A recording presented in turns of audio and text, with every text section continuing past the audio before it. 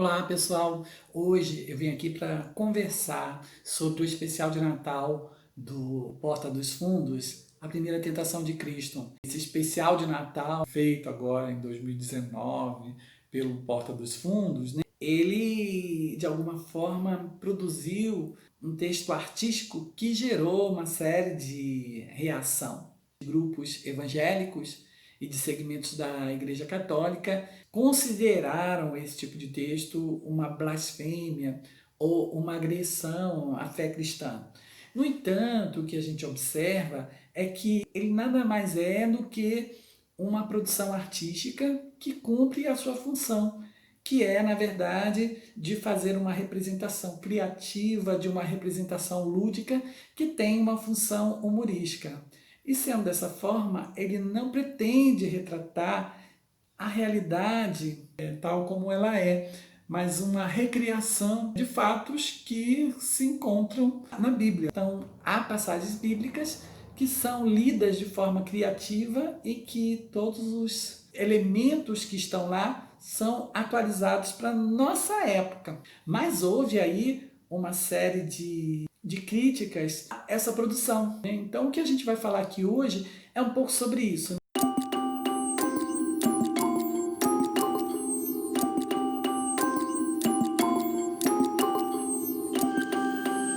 Esse trabalho de releitura feito da Bíblia pelo Porta dos Fundos não é exclusividade deles, né? Muitos grupos já fizeram releitura de passagens bíblicas, ressaltaram justamente esses aspectos que desde a antiguidade clássica acontece, né? Toda a releitura da Bíblia numa visão humorística ou numa visão parodística, ela sempre vai explorar os aspectos do instinto, os aspectos que estão ligados ao humano. Os deuses acabam ganhando nessas adaptações características humanas e os tempos acabam se misturando com o tempo da atualidade. Se a gente for ver a montagem da história, a gente vai ver que o grupo Porta dos Fundos utiliza muitos procedimentos literários, muitos procedimentos artísticos para produzir esse efeito do humor. Ou seja, ele vai utilizar o pastiche, ele vai utilizar a ironia, ele vai utilizar a carnavalização. São recursos artísticos que constrói esse gênero, né, que é o gênero da paródia. Toda paródia vai explorar mecanismos, recursos de linguagem, recursos de representação para provocar humor. E, portanto, isso não tem nada a ver com disseminação de ideologia, não tem nada a ver com denegrir a imagem de Cristo ou denegrir preceitos religiosos. Não se faz nenhuma crítica a nenhuma religião.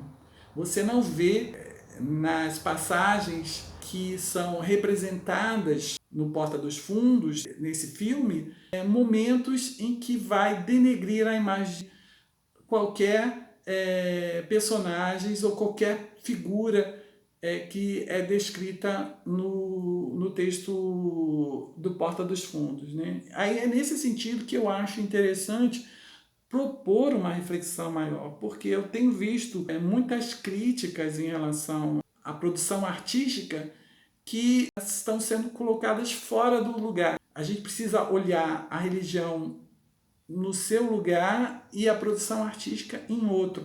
E é nesse sentido que eu estou aqui apresentando uma reflexão que diz respeito à construção do humor, né, produzida pelo grupo Porta dos Fundos, né. Mais interessante é pensar a construção disso e de que forma a gente pode contribuir para que todos os preceitos do cristianismo sejam respeitados, né.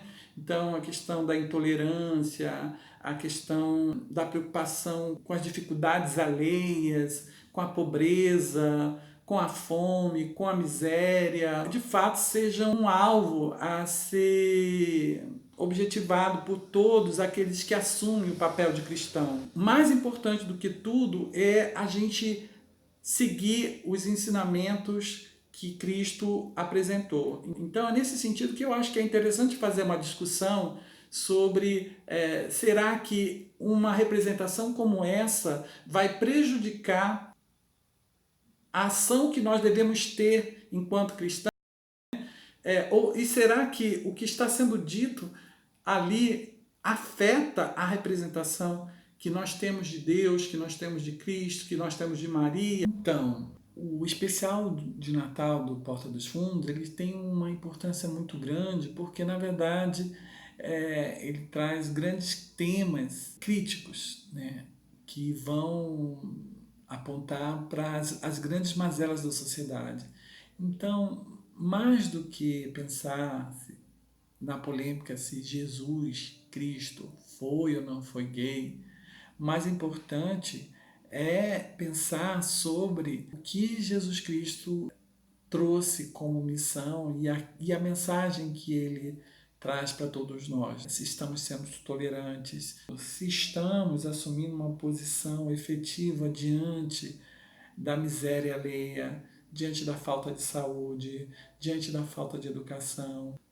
Se a gente tem assumido um posicionamento contra a violência, contra a intolerância, se na verdade a gente tem assumido uma posição solidária diante das necessidades do outro, se a gente não tem sido preconceituoso. Esses são todos ensinamentos que Jesus ensinou e que está no texto bíblico. É essa a grande função do texto religioso, né, do texto bíblico. E a grande questão é essa, se de fato em nossa sociedade nós estamos fazendo isso.